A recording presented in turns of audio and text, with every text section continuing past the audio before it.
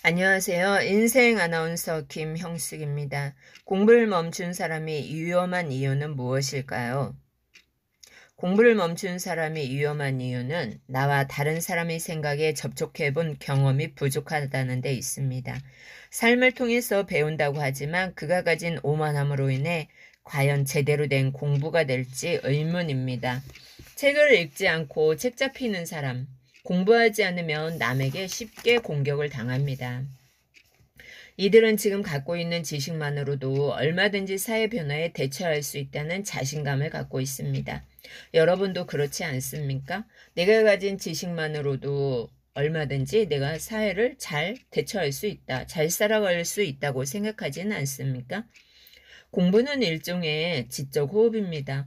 호흡을 멈추면 생명체가 죽음을 맞이하듯이 지적인 호흡을 멈추면 정신적인 성장도 거기서 멈출 수밖에 없습니다.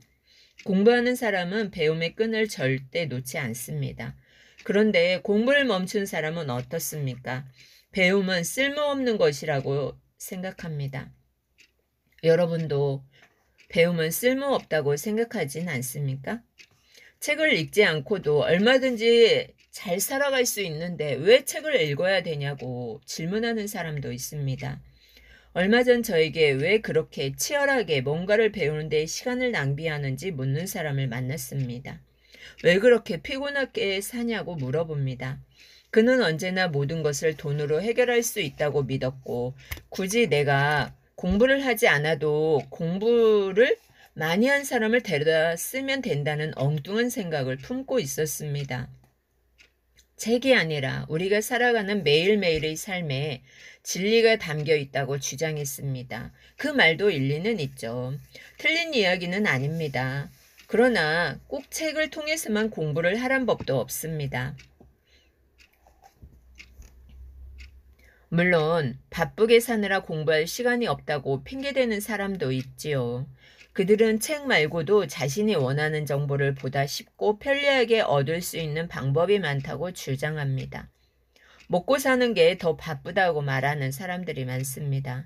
그러나 그렇게 내달리기만 하다가는 결국 자신도 모르게 무리에서 내쳐질 수 있습니다. 끊임없이 공부하는 사람은 언제나 자신의 현재 위치를 점검합니다.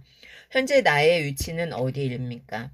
그들은 자만하지 않고 부단히 배우려고 노력합니다. 공부하는 사람이 언제나 겸손한 자세로 배우려고 하는 이유는 자신이 한없이 부끄럽다고 생각하기 때문입니다. 부끄러워할 줄 아는 사람일수록 공부의 끈을 놓지 않습니다. 저 또한 부끄러워서 날마다 배우려고 노력하고 있습니다. 물론 공부를 계속하지 않는 이유도 제각각 이유가 다릅니다. 먹고 사는 일이 바빠서 공부할 시간이 없다는 사람도 있습니다. 굳이 공부를 할 필요를 느끼지 못했는데 내가 공부를 해야 할까요? 공부할 필요를 느끼지 못해서 공부를 하지 않는 사람도 있습니다. 무엇보다 공부하지 않는 이유는 부끄러워할 줄 모르기 때문입니다. 내가 무지한 것을 인정하지 않는 것이죠. 반면에 공부하는 사람은 손에서 책을 놓지 않는 수불석권의 공부를 이어갑니다. 수불석권. 책이라는 거울에 비추어 나를 생각하면 아직도 갈 길이 한참 먼 사람으로 느껴집니다. 부끄럽기 때문에 지금보다 더 나은 삶을 살기 위해 끊임없이 공부하면서 노력합니다. 수불석권. 공부를 멈춘 사람은 성장을 멈춘 사람입니다. 반면에 공부를 계속하는 사람은 언제 봐도 표정이 즐거워 보이고 몸도 가벼워 보입니다. 배움으로 깨닫는 즐거움과 행복 덕분입니다. 공부를 멈추는 순간 사람은 늙기 시작합니다. 건강하고 젊게 사는 비결은 비교적 오랫동안 배우고 익히면서 즐거움을 맛보는 것입니다. 이를 멈추는 순간 늙습니다. 공부도 마찬가지입니다. 배움은 미지의 세계로 떠나는 설레는 여행입니다. 여행을 떠나기 전에 마음이 설레는 것처럼 미지의 세계로 떠나는 배움도 시작하기 전부터 설렙니다. 익숙한 세상에서 낯선 세계를 발견할 수도 있고 당연한 생각도 당연하지 않은 것이 우리가 살아가는 일상입니다. 뭔가 배우려고 하는 사람은 남다른 관심이 있습니다. 그리고 습관적으로 관찰하고 삶에 적용하려고 합니다. 지나가다 만난 특이한 간판조차 그에게는 관찰과 공부의 대상입니다.